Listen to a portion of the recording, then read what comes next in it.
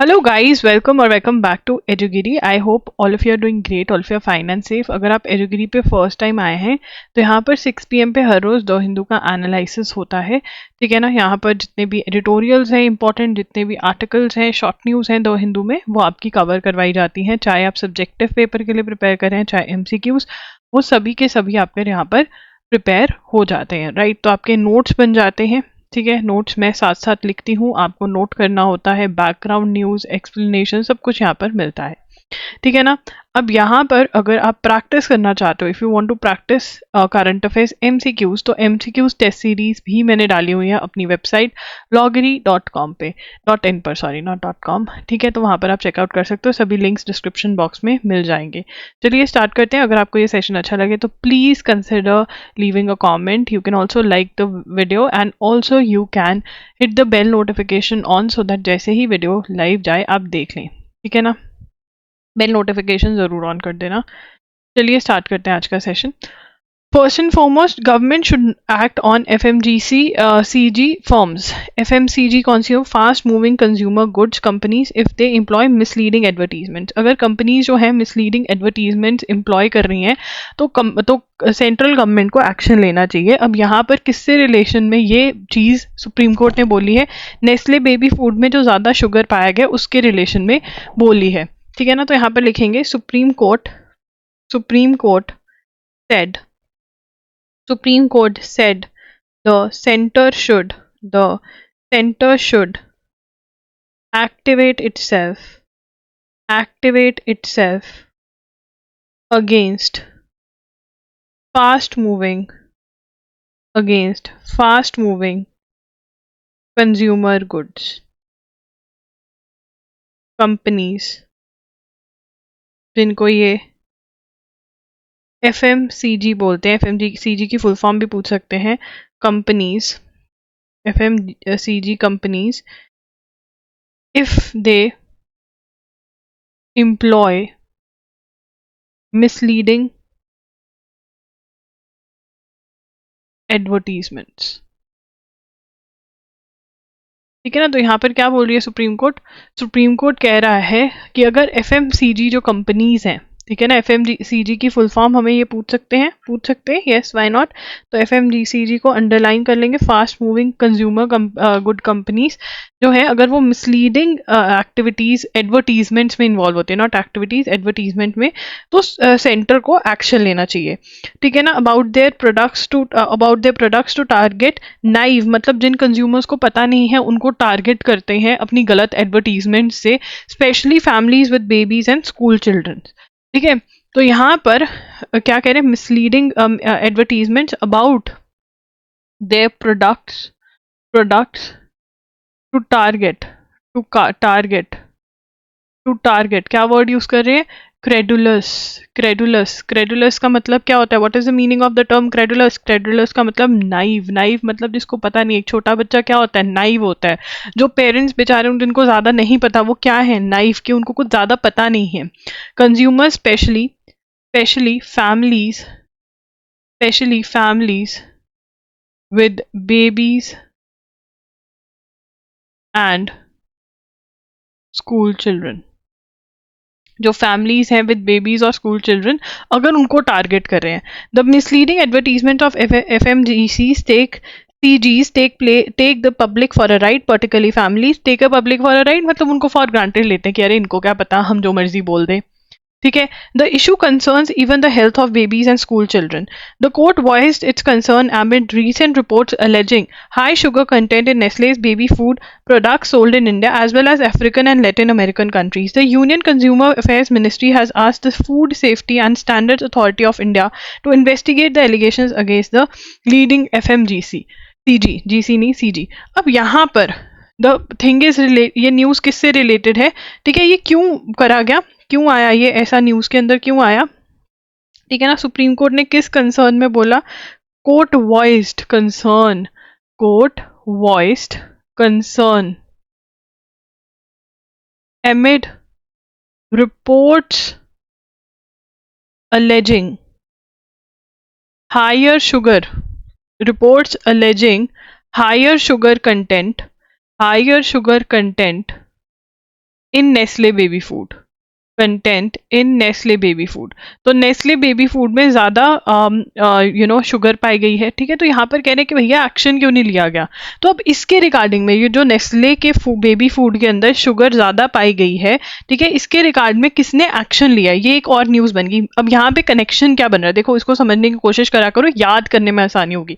सबसे पहले तो सबसे पहले तो किसकी फुल फॉर्म हमें याद होनी चाहिए, FMCG, जिसको मैं GCGC बोली जा रही हूँ, फास्ट मूविंग कंज्यूमर कंपनीज। अब इनको क्या बोल रहे हैं कि भाई जो ये फॉल्स, मिसलीडिंग, गलत, मिसलीडिंग का मतलब जो गलत, जो सच नहीं बोल रहे हैं, झूठ बोलकर झूठी एडवर्टीजमेंट्स दे रहे हैं और बच्चों और परिवारों को, ठीक है ना, गलत चीजें बता रहे हैं कि ये खरीदो ऐसा हो जाएगा, और उसमें वो नहीं होगा, वो गलत है, उसके अगेंस्ट एक्शन लेना चाहिए। ये किसने बोला है, सुप्रीम कोर्ट ने बोला है कि एक्शन लेना चाहिए। अब ये क्यों बोला है, सुप्रीम कोर्ट को कैसे याद आ गया, सुप्रीम कोर्ट ने कहा जो नेस्ले वाला केस हुआ है, नेस्ले का क्या केस हुआ है कि नेस्ले बेबी फूड में हायर शुगर कंटेंट डाल रहे हैं। यूरोप में जो शुगर बेबी फूड बिक रहा है नेस्ले का ही, यूरोप के अंदर जो बेबी फूड बिक रहा है उसके अंदर ज्यादा शुगर नहीं है, बट जो लैटिन अमेरिका में बिक रहा है, ठीक है ना, जो इंडिया में बिक रहा है, जो अफ्रीका में बिक रहा है, थाईलैंड में, तो उससे भी ज्यादा डाला हो, उसमें ज्यादा है, विच इज नॉट राइट। क्यों डाल रहे हैं शुगर, सस्ता हो जाएगा, सस्ता, पैसा बचा रहे हैं, ठीक है ना, पैसा बचा रहे हैं बच्चों की हेल्थ को दाव पे लगा के। तो यहाँ पे इस नेस्ले वाले केस में किसने एक्शन लिया है, नेस्ले वाले केस में यूनियन कंज्यूमर अफेयर्स मिनिस्ट्री ने किसको एक्शन लेने को कहा है, यूनियन कंज्यूमर अफेयर्स मिनिस्ट्री ने FSSAI को। FSSAI क्या है, food safety and standard authority of India. अगर ये आपने पहले नहीं नोट किया है, इसकी full form food safety and standard authority of India, ठीक है जी, ओके। तो ये है।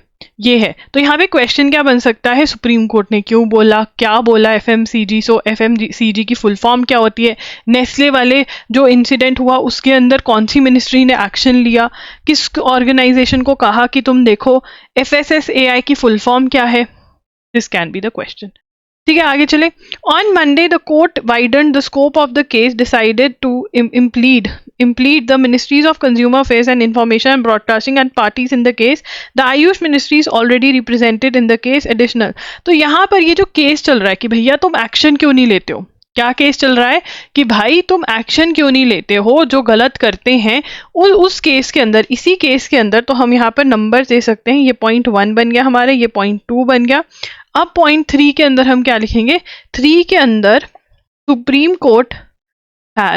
सुप्रीम कोर्ट हैज impleaded, इसका मतलब मैं समझाऊंगी अभी, impleaded ministries of consumer affairs and information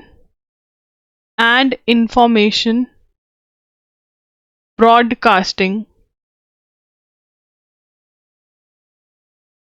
as parties in the case, ठीक है ना, कि ये जो मिसलीडिंग एडवर्टीजमेंट्स आती हैं उस केस के अंदर किसको पार्टी बना लिया है, मिनिस्ट्री ऑफ कंज्यूमर अफेयर्स को और इंफॉर्मेशन ब्रॉडकास्टिंग। क्यों, क्योंकि जो कंज्यूमर अफेयर्स है वो इंश्योर करेगी कि कोई कंज्यूमर को बेवकूफ ना बनाए, और जो इंफॉर्मेशन ब्रॉडकास्टिंग है उसके ऊपर वो एडवर्टीजमेंट वाला एरिया संभालती है। तो इन दोनों को भी पार्टी बना लिया है। इम्प्लीड का मतलब ये केस का पार्ट नहीं थे, सुप्रीम कोर्ट ने बोला कि इनको बुलाओ, ये जवाब देंगे। जस्टिस कोहली, ठीक है ना, justice Kohli pointed out that the advertising standards council of India flag 948 objectionable advertisement to the AYUSH ministry. वो कह रहे हैं जो advertising standards council of India, उन्होंने इतना बताया तो आपने एक्शन क्यों नहीं लिया।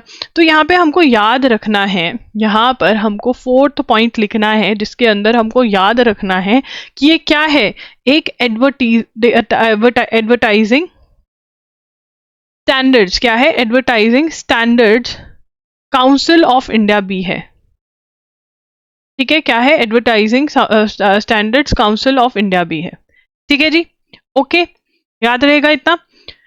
आगे चलेंगे।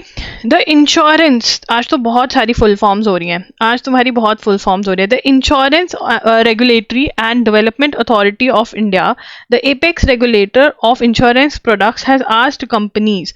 तो ये हमने पहले भी, this is a repeat news, ये रिपीट है, तो अगर आपने पहले नोट करी हुई है, अब क्या करोगे, याद करोगे साथ साथ। IRDAI की फुल फॉर्म याद करोगे। IRDAI की फुल फॉर्म क्या है? Insurance regulatory and development authority of India. ठीक है, इजी, ठीक है, लिखेंगे insurance, insurance regulatory, regulatory and development, and development authority, authority of India, of India. ये क्या है? It is the apex regulator, apex regulator of insurance products. ठीक है ना, इंश्योरेंस प्रोडक्ट्स। अब इसने क्या किया है? आस्क्ड कंपनीज टू रिमूव, इसने आस्क क्या किया? रिमूव्ड। ठीक है ना, most significantly direct insurance provider ask companies to remove age limit for health insurance. तो पहले हेल्थ इंश्योरेंस, इंश्योरेंस क्या होती है मैंने बताया था ना, कि भाई तुम दोगे, मान लो तुम 8,000 दे रहे हो, ठीक है ना, पर ईयर का, ठीक है ना, तो वो कंपनी कहेगी ठीक है भाई, तुम बीमार पड़े इस साल, तो अगर 10 लाख तक का खर्चा हम तुम्हारा उठा लेंगे, ठीक है, ज्यादा पैसे दोगे, ज्यादा कवर मिल जाएगा। ठीक है, तो ये होता है ऐसे इंश्योरेंस वाले। ठीक है, तो अब तुम कहोगे अच्छा ये कमाते कैसे हैं? ये कमाते ऐसे हैं क्योंकि हर साल हर कोई तो बीमार नहीं पड़ता। ठीक है, बीमार नहीं पड़े तो 8,000 उनकी जेब में। ठीक है ना, तो रिमूव एज लिमिट, आप एज लिमिट रिमूव करवा सकते हो। मतलब एज लिमिट थी पहले 65 अबव को नहीं देते थे, those above, age those above 65, above 65 वालों को नहीं देते थे कि बुढ़े हो गए ये तो बीमार पड़ेंगे। अबव 65 वालों को नहीं देते थे इंश्योरेंस। ठीक है ना, बट अब देनी पड़ेगी। Removal of as limit for health insurance, पहले कितनी थी? 65 ईयर्स थी, अब रिमूव कर दिया है। ठीक है ना, तो India's population figures have been officially not been counted officially since 2011। हमारा सेंसस नहीं हुआ है, सेंसस का मतलब होता है पॉपुलेशन काउंटिंग। 2021 में होना था, तब कौन आके बैठ गया हमारी जिंदगी में? कोविड भैया, इसलिए नहीं हुआ सेंसस। ठीक है ना, इतने में इलेक्शंस आ गए, वो कहते हैं कि अब इलेक्शंस के बाद ही करेंगे। उसके बाद यहाँ पर estimates from the UN Population Fund experts suggest that India is nearly level with China and may have surpassed in something in 2023. The India Aging Report 2023, which draws from UN projections, estimate that India's cohort of seniors, those above 60, will increase from about 10% of the population to 30%. तो अभी वो कह रहे हैं कि जो aged लोग हैं, आने वाले टाइम में बुढ़े लोग जो हैं इंडिया में बढ़ जाएंगे। ठीक है ना, तो इसलिए ये चीज करी गई है। ठीक है ना, the old people are going to increase. ठीक है, तो ये किसने बोला है? ये बोला है India ageing report 2023, which draws from, जिसने कहां से इंफॉर्मेशन निकाली है? Which draws from UN projections, estimates, जो इंडिया की बुढ़ों की पॉपुलेशन है। मैं भी आ जाऊंगी कुछ सालों में बुढ़ों में, अभी टाइम है, बट हाँ जब तक ये टाइम होगा तब तक आ जाएंगे। ठीक है, तो बुढ़े बढ़ जाएंगे भाई। एस्टिमेट क्या है कि जो आज 10% है, 10% होंगे, 10% of the population to 30%, those about 10%, from about 10% of the population 10% to, मतलब अभी क्या होगा हम लिखते हैं, ठीक है ना, कि 30% बाय 2050 कौन होंगे इंडिया में? बुढ़े लोग होंगे। ठीक है जी, तो इसलिए बुढ़ों का भी तो सोचना है, इनको अगर इंश्योरेंस नहीं देंगे तो क्या होगा, तो इसलिए भी ये है। ठीक है, समझ में आ गया। तो हमें क्या रखना है? सबसे पहले IRDAI की फुल फॉर्म। ठीक है, 65 ईयर्स से अबव को पहले हेल्थ इंश्योरेंस नहीं दी जाती थी, अब दी जाएगी, दी जाएगी अब, या नहीं दी जाएगी? दी जाएगी। ठीक है, और इंडिया एजिंग रिपोर्ट क्या कह रही है? कि भैया बुढ़े बढ़ने वाले हैं। ठीक है 30% ऑफ पॉपुलेशन जो है 2050 तक किसकी होगी? तुम लोग भी हो जाओगे तब तक तो नहीं, बहुत टाइम है यार। नहीं नहीं, तुम अभी थोड़ा यंगस्टर्स वाले टाइप में ही होगे। चलो, election time prohibitory orders are seldom question. Prohibitory orders, अब यार इलेक्शन के टाइम पे इतना कुछ चल रहा होता है तो ये प्रोहिबिशन लगा देते हैं कि ये मत करो वो मत करो। तो अब यहाँ पर दो एक्टिविस्ट पहुंच गया, अरुणा रॉय और निखिल दे, ठीक है ना, क्या पहुंच गए, अरुणा रॉय और निखिल दे पहुंच गए कोर्ट के अंदर कि भाई ऐसे कैसे ये लगा सकते हैं, ब्लैंकेट बैन कैसे लगा सकते हैं गैदरिंग पे और ये सब। अरे भाई उनको बहुत कुछ करना होता है, तुम एक्टिविस्ट हो, तुम तो कुछ अगर गलत भी हो जाएगा तुम फिर पीछे पड़ जाओगे ब्यूरोक्रेट्स के, गवर्नमेंट ऑफिशियल्स के, ठीक है ना। दे ऑल्सो हैव टू सी। वैसे आई एम ऑफ दिस, मेरी ये पर्सनल ओपिनियन है कि अगर वो कुछ कर रहे हैं, because election time is such a chaotic time, कितना कुछ चल रहा होता है, that it is difficult for the police, for the government and all of that to take care of everything, right? तो अगर वो ब्लैंकेट बैन करते हैं कोई दिक्कत नहीं होती, बट इन लोगों को दिक्कत है। सो यस, तो इन्होंने बोला है कि भाई क्यों, मतलब ब्लैंकेट बैन लगाया है, ठीक है। तो यहाँ पर एक छोटा सा नोट बना लेते हैं, ठीक है ना। Aruna Roy and Nikhil they activists have approached Supreme Court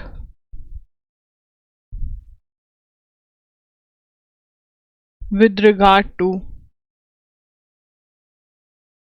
blanket ban orders by officials with regard to meetings and processions during the general elections, during या while जब होने वाले होते हैं। तो ठीक है ना, इसी बात में कि इन्होंने बोला कि भाई ये जो जनरल इलेक्शंस के टाइम पे ऐसे ये ब्लैंकेट बैन लगा देते हैं, ये सही नहीं है, चैलेंज किया सुप्रीम कोर्ट ने। देखो सुप्रीम कोर्ट क्या कहते हैं इसके बारे में।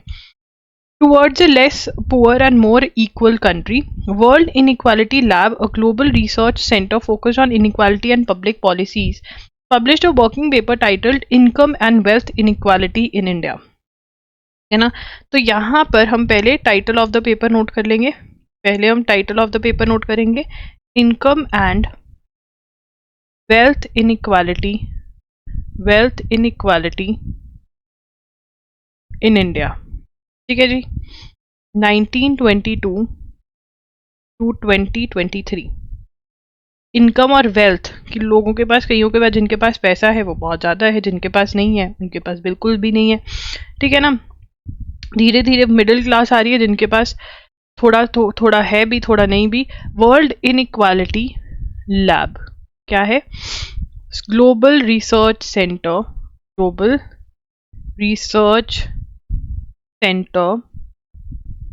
focused on inequality and public policy, ठीक है। The rise of the billionaire raj, ओहो ये नहीं लिखा हमने, इसको छोटे में लिख रही हूँ मैं, राइज ऑफ द बिलियनियर राज, ये पूरा वो है, ठीक है ना। The authors Nitin Kumar Bharti, Lucas Chanchel, Thomas Piketty and Anmol Sumanchi combine data from national income accounts, wealth aggregate, tax tabulation, rich list and surveys on income, consumption and wealth to present the results, ठीक है ना। इन्होंने क्या किया, सर्वे के अंदर income, consumption और wealth कि कितनी लोगों के इनकम है, क्या लोग किस चीज़ के ऊपर स्पेंड कर रहे हैं, ठीक है ना, और वेल्थ कितनी है, सेविंग कितनी है, क्या एसेट्स कैसे हैं। The twin objective of high income growth and reduction of inequality can only be achieved with, और इन्होंने क्या कहा है सर्वे में, क्या बोला है कि to objectives of high income growth की, सबकी ऑलमोस्ट अच्छी खासी इनकम हो, high income economic growth and reduction of inequality can be achieved with improvements in human development and poverty reduction।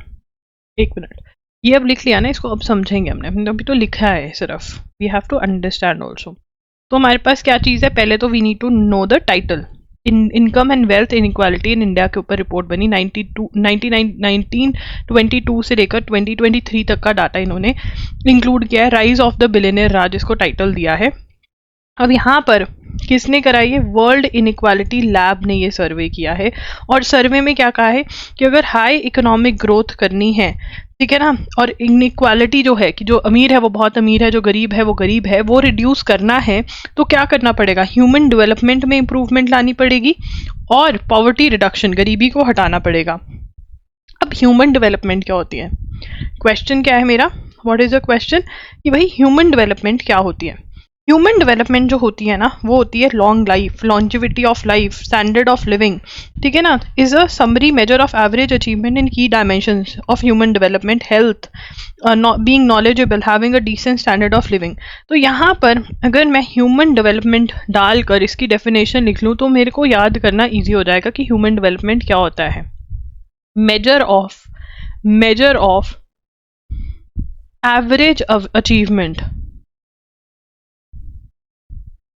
in dimensions like that of healthy life, knowledge, decent standard of living, decent standard of living। अगर ये सब चीज़ें हैं तो हम कहेंगे भैया अच्छा ह्यूमन डेवलपमेंट है इस कंट्री का। और पॉवर्टी रिडक्शन तो बताइए कि गरीबी कम करो, ठीक है ना। अगर हम ह्यूमन डेवलपमेंट रिपोर्ट देखते हैं तो इंडिया का रैंक 134 है 23-24 में, तो ये अलग से पॉइंट हो जाएगा, ठीक है ना। Human development report that is HDR 23-24 ranked India 134 out of 193 countries, ठीक है ना। क्या रैंक है हमारा, 1 2 3 4 लिखूँ मैं, 2 को क्रॉस कर दूँ तो 134 रैंक है 193 कंट्रीज में से, ठीक है ना। समझ में आ गया कौन सी रिपोर्ट, क्या कहा गया, आ गया समझ, आगे चलेंगे। As the current union government completes 2 terms, one of its flagship programme was household for all, ठीक है ना। तो जो अभी की गवर्नमेंट है, मोदी सरकार जो है, उनके 2 टर्म्स खत्म हो गए, मतलब 10 ईयर्स रह चुके हैं वो पावर में, ठीक है ना। और उनका फ्लैगशिप मतलब बहुत ही इंपॉर्टेंट प्रोग्राम कौन सा था, हाउसिंग फॉर ऑल, ठीक है, जिसको उन्होंने क्या नाम दिया, प्रधानमंत्री आवास योजना। क्या नाम दिया, प्रधानमंत्री आवास योजना स्कीम, ठीक है ना। अब प्रधानमंत्री आवास योजना जो है वो कब आई, इन 2015। ये क्या है, is a centrally sponsored scheme, both the union and the state governments are suppose to financially contribute, दोनों ही कंट्रीब्यूट करते हैं। और इसके अंदर ऑब्जेक्टिव क्या है of the scheme is included rehabilitation for, अब इसके अंदर ऑब्जेक्टिव्स जो हैं वो हमको लिखना है। ये आई कब आई, 2015 में, ठीक है ना। अब इसके ऑब्जेक्टिव्स क्या है, मतलब इसके थ्रू क्या अचीव करने की कोशिश कर रहे हैं। Number one rehabilitation of slum dwellers, ठीक है, विद प्राइवेट डेवलपर्स। मतलब क्या कर रहे हैं कि जो स्लम्स में रह रहे हैं उनको रिहेबिलिटेट करेंगे, उनको कोई सी अच्छी जगह पे घर देंगे विद प्राइवेट डेवलपर्स के साथ मिलके, पार्टिसिपेशन, ठीक है ना, विद प्राइवेट डेवलपर्स पार्टिसिपेशन, ठीक है जी, बहुत बढ़िया बात। उसके बाद promotion of affordable housing,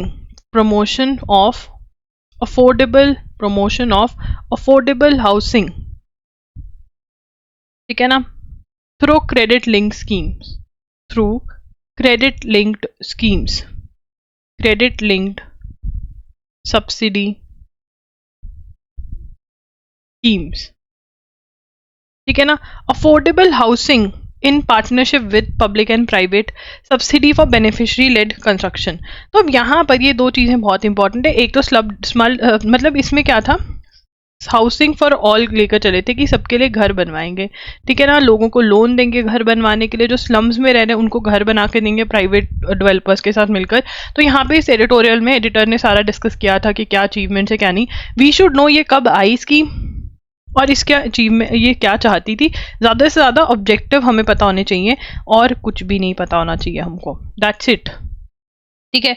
अब इससे पहले दैट्स इट करें मैं बात करना चाहूँगी अपनी वेबसाइट loggery.in की। एंड यस, CUT UG के बारे में बच्चे पूछ रहे हैं, आज चला जाएगा फॉर श्योर लाइव। बहुत ही बड़ा पेपर है यार, मतलब पागल हो गए हैं उसको पूरा करते करते।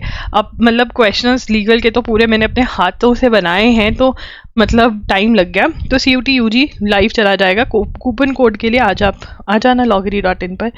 How is India planning to boost EV production. तो हम EV क्या है, इलेक्ट्रॉनिक व्हीकल मैन्युफैक्चरिंग, ठीक है। The union government on March 15 approved a policy to promote India as a manufacturing hub of electronic vehicles, electric vehicles। तो यहाँ पे क्या लिखेंगे, union government approved policy in March 2024 to promote India as a manufacturing hub for electric vehicles। Electric vehicles का India जो है, manufacturing जो है इलेक्ट्रिक व्हीकल्स की वो कहाँ पर हो, मैन्युफैक्चरिंग जो है बने कहाँ पर, वो इंडिया में बने, मैन्युफैक्चरिंग हब बना सके इलेक्ट्रॉनिक व्हीकल्स को। इसके लिए क्या निकालिए, पॉलिसी लेकर आए हैं, ठीक है। The union government on March 15 approved a policy to promote India as a manufacturing hub for electric vehicles. The minimum investment cap has been set at 4150 crore. तो इतनी इन्वेस्टमेंट कंपनी को करनी पड़ेगी।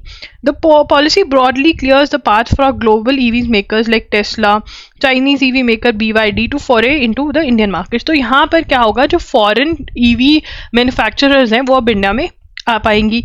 The central goal of the policy is to enable transition to localize production. तो इसके अंदर, ठीक है ना, तो यहाँ पर इनको प्रोडक्शन करनी पड़ेगी। They will have to set up a manufacturing unit, ठीक है ना।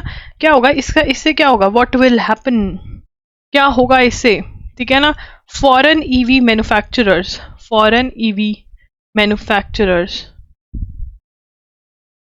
कैन कम टू इंडिया, ठीक है ना। और इनको क्या रिक्वायरमेंट है, मिनिमम इन्वेस्टमेंट कैप कितनी है, minimum investment cap is ₹4150 crore, ठीक है ना। और क्या करना होगा, मेकर्स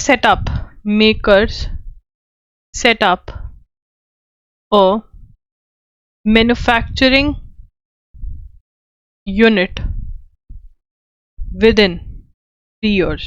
3 साल के विद इन उनको मैन्युफैक्चरिंग यूनिट सेटअप करना होगा। अगर वो ये करते हैं तो उनको क्या मिलेगा, इंपोर्ट ड्यूटी में मोस्ट सिग्निफिकेंट प्रोविजन क्या है, मोस्ट इंपॉर्टेंट प्रोविजन क्या है, reduction of import duty on electric vehicles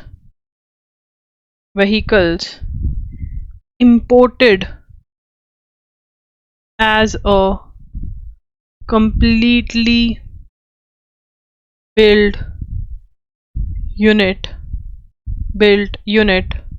CBU with a minimum cost, insurance and freight value. तो अब इसके अंदर हम ये नहीं लिखेंगे, हम ये लिखेंगे कि हाँ ठीक है, इतना ही इन्होंने, हम इतनी डिटेल में नहीं जाएंगे कि हाँ एक्सपोर्ट जो है व्हीकल्स पे, reduction of export duty on electronic vehicles, export duty कम कर दें, इंपोर्ट ड्यूटी जो है वो कम कर देंगे व्हीकल्स पर। ये इनको फ़ायदा हो जाएगा, ठीक है ना, ये कंपनीज को फ़ायदा होगा। और इनको 3 years के within manufacturing unit set करने होंगे, ठीक है। They are expected to attain 25% localisation by 3rd year of incentivised operation and 50% by the 5th year। तो 25% इनको लोकलाइजेशन अचीव करनी होगी 3rd year तक और 50% बाय 5th year। तो ये हमारा 5th पॉइंट हो जाएगा। They are expected to attain 25% 25% localization 25% localization by third year and 50% localization by fifth year. ठीक है जी, ठीक है। उसके बाद Section 126 of Representation of People Act prohibits the display of election matter to public through television or similar apparatus during 48-hour silence period. Silence period मतलब चुप रहो. Silence period school में होना चाहिए एक. Silence period जो टीचर ही लेगी वो पागल हो जाएगी. ठीक है, तो यहाँ पर साइलेंस पीरियड, तो यहाँ पर क्या बोल रहे हैं, सेक्शन 126, कौन सा section, 126 of representation of people act 1951 prohibits display of election matter to the public through television or similar apparatus during 48-hour silence period ending with the hour fixed for conclusion of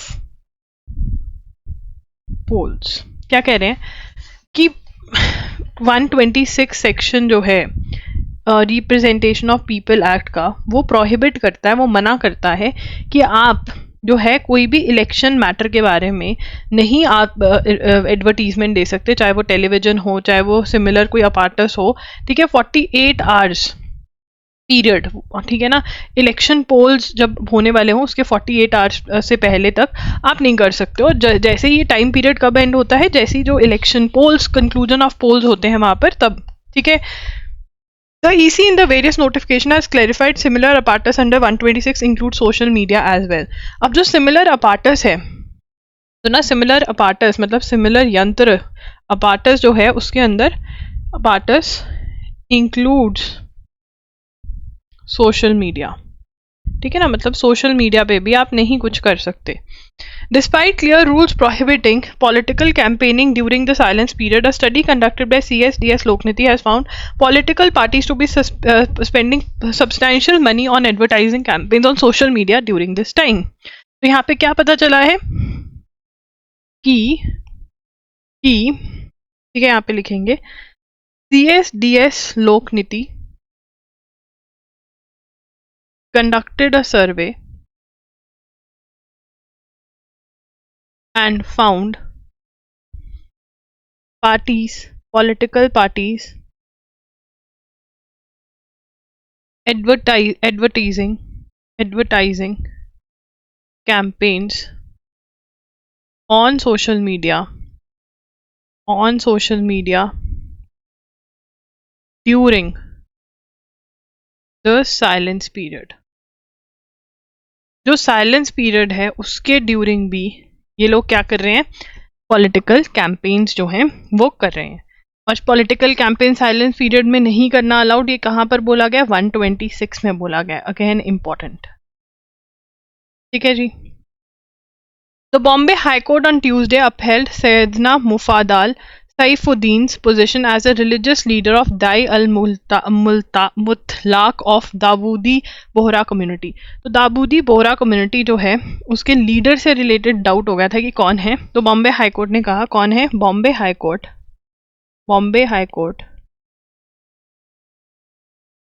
upheld Syedna मुफादाल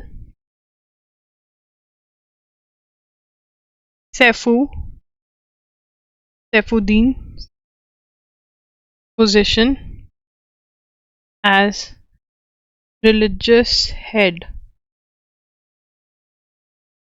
of Dawoodi Bohra community. ठीक है ना, उसके जो है death of 52nd Syedna Mohammed in 2014, तो son took over, his son succeeded but this did not go down with the others very well, तो इसलिए तो अब यहाँ पर हमें बस ये याद रखना है कौन सी कम्युनिटी का हेड किसको बता दिया है इनको, है ना। सैफू तो याद हो जाएगा, सैफुद्दीन मूफा दाल, दाल सैफुद्दीन मूफा, ये याद हो जाएगा। Breaking century-old glass ceiling, President Draupadi Murmu has appointed Professor Naima खातून। जितने भी AMU वाले देख रहे हैं उनके लिए बहुत इंपॉर्टेंट है, जामिया वाले देख रहे हैं उनके लिए भी इम्पोर्टेंट है, ठीक है। तो यहाँ पर क्या है, सबके लिए इनफैक्ट इम्पॉर्टेंट है। जब वुमेन फर्स्ट आ गया तो यहाँ पर प्रोफेसर नाइमा, अम्मा को बोल रहे नहीं माँ मैं ये काम नहीं करूँगी, Naima Khatoon as the first woman vice chancellor of Aligarh Muslim University, that is AMU, by President of India। अब यहाँ पे दो इंपॉर्टेंट क्वेश्चंस हैं, एक तो फर्स्ट वुमेन वाइस चांसलर कौन बनी है अलीगढ़ मुस्लिम यूनिवर्सिटी की, और दूसरा उनको किसने अपॉइंट किया है, ठीक है। The US state department in 2023 human rights report, a country wise compilation of human rights. तो यहाँ पर हम लिखेंगे कौन लेकर आता है ये compilation, US state department 2023 human rights report. क्या है ये रिपोर्ट, कौन लेकर आता है ये रिपोर्ट, क्या है ये रिपोर्ट, कौन लेकर आता है ये रिपोर्ट, सबसे पहले लिखेंगे, ठीक है। US state department report, US state department report क्या होता है इसमें, अ कंट्री वाइज कंपाइलेशन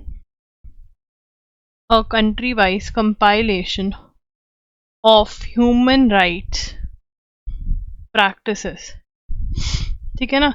तो ये क्या करते हैं, यूएस स्टेट डिपार्टमेंट जो है वो रिपोर्ट बनाता है जिसके अंदर वो कंट्री वाइज कंपाइलेशन देता है ह्यूमन राइट्स प्रैक्टिसेस की, कि कौन सी कंट्री में कैसा ह्यूमन राइट्स जो है वो चल रहा है, ठीक है ना। समझ आ गया इतना।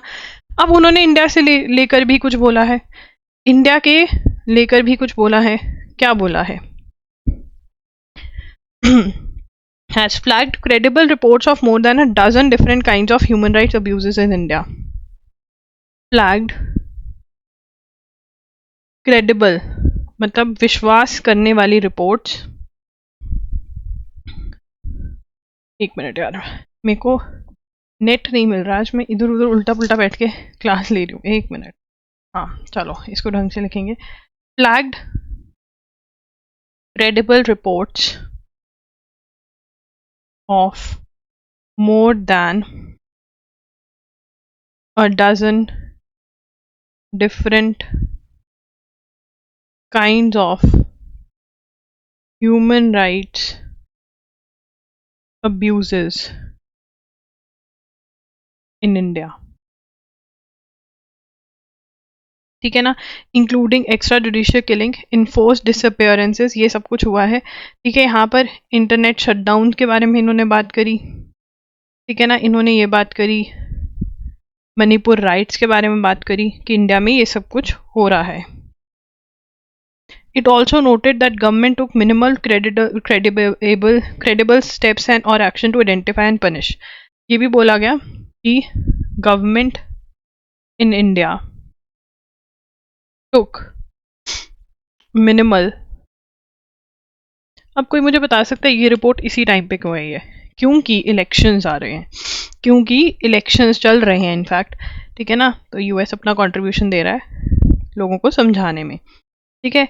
स्टेप्स और action, identify and punish officials who may have committed human rights. ठीक है ना, वो कह रहे गवर्नमेंट ने ज्यादा कुछ एक्शन नहीं लिया, जो ह्यूमन राइट वायलेशन हो रही थी और ये सारी वायलेशन हो रही थी। ठीक है जी। उसके बाद अजरबैजान प्रेसिडेंट, देखो यार आपको याद रखना है नगोर्नो काराबाख का जो रीजन है, नगोर्नो काराबाख का जो रीजन है वो डिस्प्यूटेड टेरिटरी है बिटवीन अर्मेनिया एंड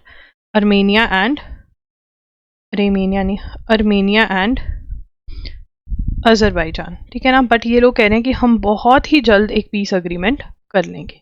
ठीक है, तो अभी नोट्स नहीं बनाने की जरूरत। Moscow court on Tuesday denied US journalist Evan Gershkovich appeal against the extension of his pre trial detention in espionage. Espionage क्या होता है? सीक्रेट इन्फॉर्मेशन लेना। ठीक है ना, सीक्रेट इन्फॉर्मेशन एक कंट्री की निकाल के दूसरी तक पहुंचाना, या सीक्रेट इन्फॉर्मेशन निकालना किसी कंट्री की। किसके ऊपर एलिगेशन है इसके यूएस जर्नलिस्ट, ये को नाम इसका रशियन है बट है ये यूएस का जर्नलिस्ट, तो याद रखना इवान गरशकोविच। ठीक है ना, एस्पियनेज एलिगेशंस बाय रशिया। ठीक है ना, ट्रायल पेंडिंग है, मतलब देखेंगे कि करा है या नहीं। 5 dead trying to cross English Channel आज after UK passes deportation law. तो यूके का जो हम कल रवांडा वाला यूके passes डिपोर्टेशन लॉ। क्या डिपोर्टेशन लॉ था कि जो भी इलीगली, जो भी असाइलम सीकर्स, क्या है, जो भी असाइलम सीकर्स आएंगे, असाइलम सीकर्स कौन होते हैं? जो इलीगली कंट्री एंटर करने की कोशिश कर रहे हैं। इलीगली कौन एंटर करने की कोशिश करते हैं? जो विदाउट परमिशन एंटर करने की कोशिश करते हैं। जो विदाउट परमिशन कंट्री एंटर करने की कोशिश करेंगे उनको कहाँ भेज दिया जाएगा? कहाँ रवाना कर दिया जाएगा?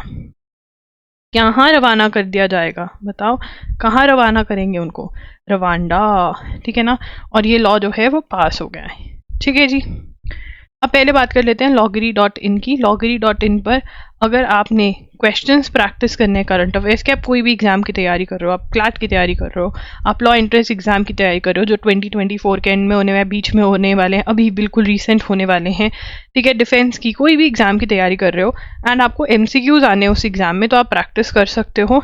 ठीक है, यहाँ पर आपको द हिंदू सोर्सेज से तो हम कवर करवाएंगे ही, एक्स्ट्रा सोर्सेज से भी करंट अफेयर्स कवर करवाई जाएगी। राइट, उसके बाद MCQs के बाद आपको यहाँ पर मिलते हैं वन शॉट्स। अगर आपसे रेगुलर कोई बैकलॉग है, आपने करंट अफेयर्स नहीं पढ़े हैं, तो ये मई 2023 से लेकर के अप्रैल के भी अभी आ जाएंगे, मार्च 2024 तक तो डले हुए हैं।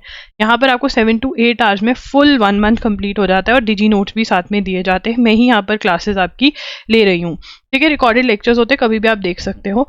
उसके बाद आ जाते हैं मॉक टेस्ट। मॉक टेस्ट हमारे पास है PU BA LLB, PU 3 years के मॉक टेस्ट है हमारे पास, जामिया के मॉक टेस्ट है, लॉ एंट्रेंस एग्जाम, स्लैट के मॉक टेस्ट है, MHCD 5 year का मॉक टेस्ट है, AIL LED that is Army Institute of Law Mohali का मॉक टेस्ट है। And very soon we are today only, most probably आज या कल में CUT UGB हम लाइव कर देंगे। ठीक है जी, ओके। अब यहाँ पर आगे बात करेंगे, नेक्स्ट न्यूज़ पे चलेंगे।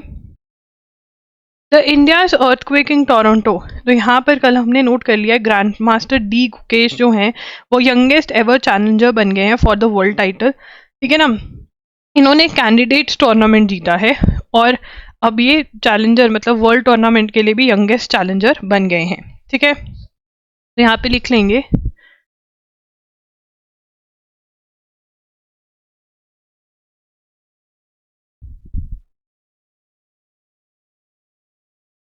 became youngest ever challenger for world title।